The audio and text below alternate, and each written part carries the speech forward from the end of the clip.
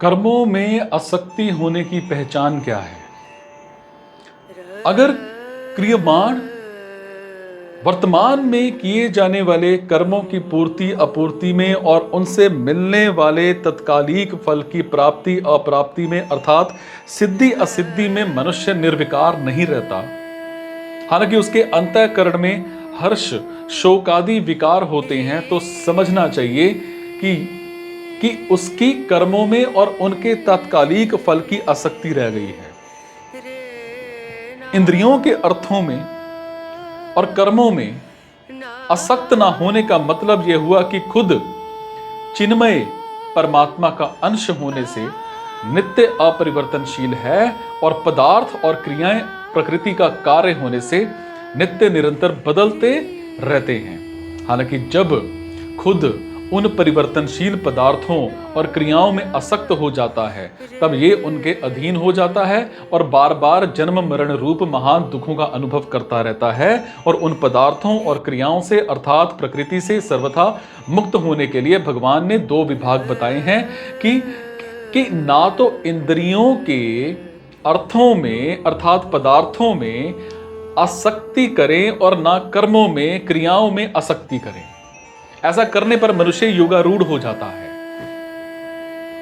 यहां एक बात समझने की है कि क्रियाओं में प्रियता प्रायः फल को लेकर ही होती है और फल होता है इंद्रियों के भोग। क्रियाओं के भोगों की आसक्ति सर्वथा मिट जाए तो क्रियाओं की आसक्ति भी मिट जाती है। फिर भी भगवान ने क्रियाओं की आसक्ति मिटाने की बात अलग अलग क्यों कही? इसका कारण यह है कि क्रियाओं में भी एक स्वतंत्र आसक्ति होती है और फलिच्छा ना होने पर भी मनुष्य में एक करने का वेग होता है, और ये वेग ही क्रियाओं की आसक्ति है, जिसके कारण मनुष्य से बिना कुछ किए रहा नहीं जाता और वो कुछ ना कुछ काम करता ही रहता है। और ये आसक्ति मिटती है सिर्फ दूसरों के लिए कर्म करने से अथवा भगवान के लिए कर्म करने से। इसलिए भगवान ने 12वें अध्याय में पहले अभ्यास योग बताया, परंतु भीतर में करने का वेग होने से अभ्यास में मन नहीं लगता। सो करने का वेग मिटाने के लिए 10वें श्लोक में बताया कि साधक मेरे लिए ही कर्म करे। मतलब है कि परमार्थिक अभ्यास आदि करने में जिसका मन नहीं लगता और अंदर में कर्म करने का वेग पड़ा है, तो वो भक्ति योग का साधक सिर्फ भगवान के लिए ही कर्म करे। इससे उसकी आसक्ति मिट जाएगी। और ऐसे ही कर्म योग का साधक केवल संसार के हित के लिए ही कर्म करे तो उसका करने का वेग मिट जाएगा। जैसे कर्म करने की आसक्ति होती है, ऐसे ही कर्म ना करने की भी आसक्ति होती है। और कर्म ना करने की आसक्ति भी नहीं होनी चाहिए, क्योंकि कर्म ना करने की आसक्ति आलस्य और प्रमाद पैदा करती है, जो कि तामसी वृत्ति है, और कर्म ना करने की आसक्ति व्यर्थ चेष्टाओं में लगाती है, जो कि राजसी वृत्ति है।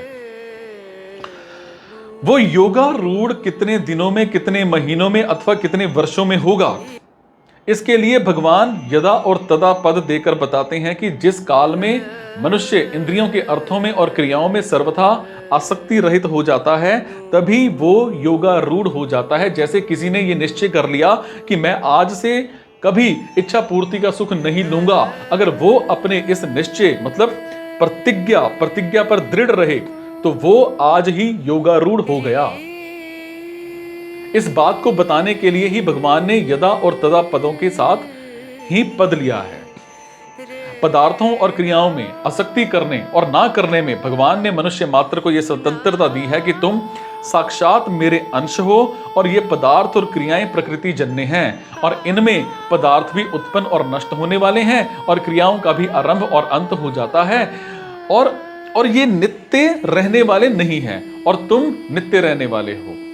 तुम नित्य होकर भी अनित्य फंस जाते हो, अनित्यम आसक्ति प्रियता कर लेते हो, और इससे तुम्हारे हाथ कुछ नहीं लगता, सिर्फ दुख ही दुख पाते रहते हो। तुम आज से ही ये विचार कर लो कि हम लोग पदार्थों और क्रियाओं में सुख नहीं लेंगे, तो तुम लोग आज ही योगारूढ़ हो जाओगे। क्योंकि योग अर्थात समता तुम्हारे घर की चीज है, समता तुम्हारा स्वरूप है, और स्वरूप सत्य है, और सत्य का कभी अभाव नहीं होता, और असत्य कभी भाव नहीं होता। ऐसे सत्य स्वरूप तुम असत पदार्थों और क्रियाओं में आसक्ति मत करो, जो तुम्हें स्वतः सिद्ध योगारूढ़ अवस्था का अनुभव हो जाएगा।